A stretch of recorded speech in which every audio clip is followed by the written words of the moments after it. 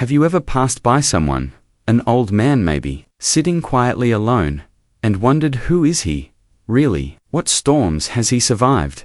What battles has he fought? Both seen and unseen. At first glance, he's just an elderly man, waiting for his coffee. But today, two young bikers were about to learn the hard way that some people carry more strength than meets the eye. It was a crisp autumn morning, just off Interstate 40 near Flagstaff, Arizona, the kind of truck stop where the smell of diesel mingles with fresh coffee and fried eggs, a place where travelers, some tired, some restless, briefly cross paths before heading back to the endless highway. Inside the small diner, the booths were worn, the windows fogged from the morning chill. Truckers sat hunched over their plates. A waitress named Maria moved swiftly between tables, refilling mugs and offering tired smiles. That at the corner booth sat a man in his late 70s, thin, with sharp eyes and skin weathered like old leather. His name was Thomas Grant, but few here knew that. Most just saw an old man in faded jeans, a worn leather jacket, and a baseball cap that simply read, USS Kitty Hawk, Seville 63.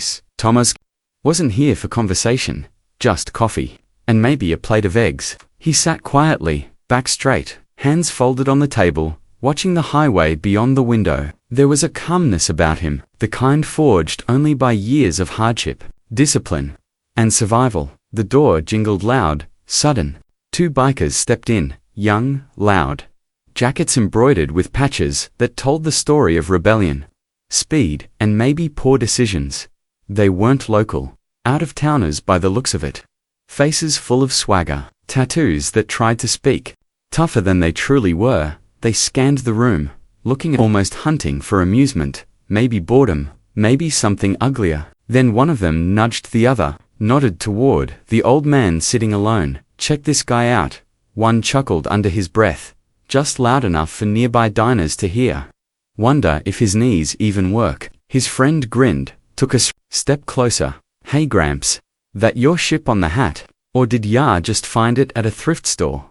A few heads turned. The waitress, Maria, glanced nervously, but didn't say a word. Thomas didn't flinch. He sipped his coffee, slowly, eyes never leaving the window. The first biker wasn't having it. Hey man, we're talking to IA. Don't be rude now. Still no response, just the quiet clink of a ceramic mug placed gently back on its saucer. They moved closer. One slapped the back of Thomas's chair. You deaf, old man? His voice sharp, but there was a hint, just a flicker of uncertainty. And then, Thomas spoke. Not loud, not angry, just measured, calm. I heard you. A pause, and I was wondering, which one of you wants to be first? The diner went silent. Forks stopped midair. Coffee mugs paused halfway to lips. Even the hum of conversation from the truckers ceased. The bikers scoffed, but their eyes darted searching. Something in that voice didn't match the frail figure they saw. You think you're funny, old man? One sneered. Thomas finally turned his head just slightly. His gaze was different, not threatening, not challenging, just, heavy son, he said softly. I was landing aircraft on moving steel decks before your father learned how to ride a bicycle. Don't mistake quiet for weakness. The younger biker stepped forward, hand reaching toward Thomas's cap maybe to snatch it off. But his hand never made it in one swift, fluid motion, almost too fast for the Itemoses. Left hand shot out, grabbed the biker's wrist, and twisted, not violently, but decisively. Enough to make tendons scream and knees buckle. Go, the biker gasped, falling halfway to his knees. Thomas stood, slowly, effortlessly, his grip like iron, his posture upright military, decades of discipline in every line of his frame. His free hand pointed calmly at the other biker. Not your fight.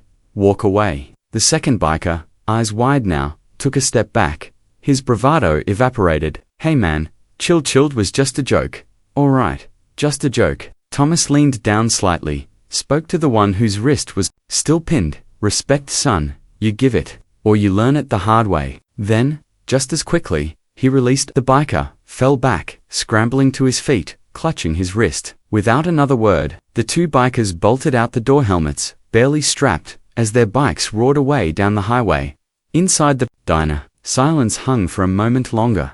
Then slowly, quietly, a wave of subtle reactions, a smirk from a trucker at the counter. Maria exhaled a breath she hadn't realized she'd been holding. One old man by the window tipped his coffee mug slightly in salute. Thomas sat back down, folded his hands, and went back to watching the highway. No fists were thrown, no loud declarations, just control. Quiet, absolute control. It wasn't strength born of muscles, but of years, of knowing exactly what to do, and more importantly, knowing when restraint speaks louder than violence.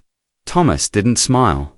He didn't gloat. He simply returned to being who he was, a quiet man, watching life roll by, until life occasionally forgot that some men aren't as fragile as they appear. About 10 minutes later, Maria cautiously approached his table. "Sir," she began, "I just wanted to say, that was something." Thomas looked at her, offered a tired, gentle smile. "Not really," he replied. "Some folks just need reminders." She refilled his coffee, hands a little steadier now. "Thank you," she whispered, "for everything. Probably more than we'll ever know."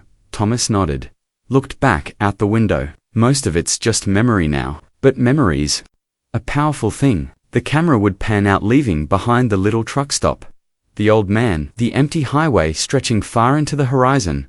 And maybe, just maybe, next time someone passes by, a quiet figure sitting alone, they'll remember some battles never really leave you, some warriors never really stop being warriors.